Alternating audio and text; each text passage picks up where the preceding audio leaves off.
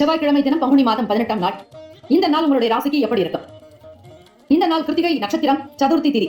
விநாயகர் பெருமானுக்கும் முருகப்பெருமானுக்கும் மிக உகந்த நாள் என்றால் அது இந்த நாள். கோவிலுக்கு சென்று விநாயகர் பெருமானுக்கு ஒரு தீபம் ஏற்றி ஒரு முறை சுற்றி பிரதட்சணம் செய்து, முருகப்பெருமானுக்கு 6 தீபங்கள் ஏற்றி அதிலும் வெற்றிலை தீபங்கள் ஏற்றி 6 முறை பிரதட்சணம் செய்து வழிபட உங்களுடைய வாழ்க்கையில் இருக்கக்கூடிய ஜாதகத்தில் இருக்கக்கூடிய அனைத்து பிரச்சனைகளும், சில தாறுமாறான நிலைகள் கூட மாறிவிடும். நவகிரகங்கள் உங்களுக்கு நல்லருள் புரிவார்கள், கௌரவமாக இருக்கக்கூடும். முருகப்பெருமானை வழிபடுபவர்களுக்கு இன்னல்கள் கலைந்து கர்ம வினைகள் தீர்ந்து முன் ஜென்ம வினை முன் பாவ வினைகள் அகன்று இந்த பிறப்புக்கான நல்ல பயனை நீங்கள் பெற முடியும். வீண் பிடிவாதங்கள் இருக்கக்கூடாது. எந்த சூழ்நிலைகளிலும் மற்றவர்களுடைய விஷயங்களில் அதிகமாக தலையிடாதீர்கள். எதையும் மேம்போக்காக அறிந்து கொள்ளாமல் ஒவ்வொரு விஷயத்தினுடைய ஆழத்தன்மைகளை புரிந்து கொண்டு நடக்க வேண்டும். பண பரிவர்த்தனைகளில் கவனம் தேவை.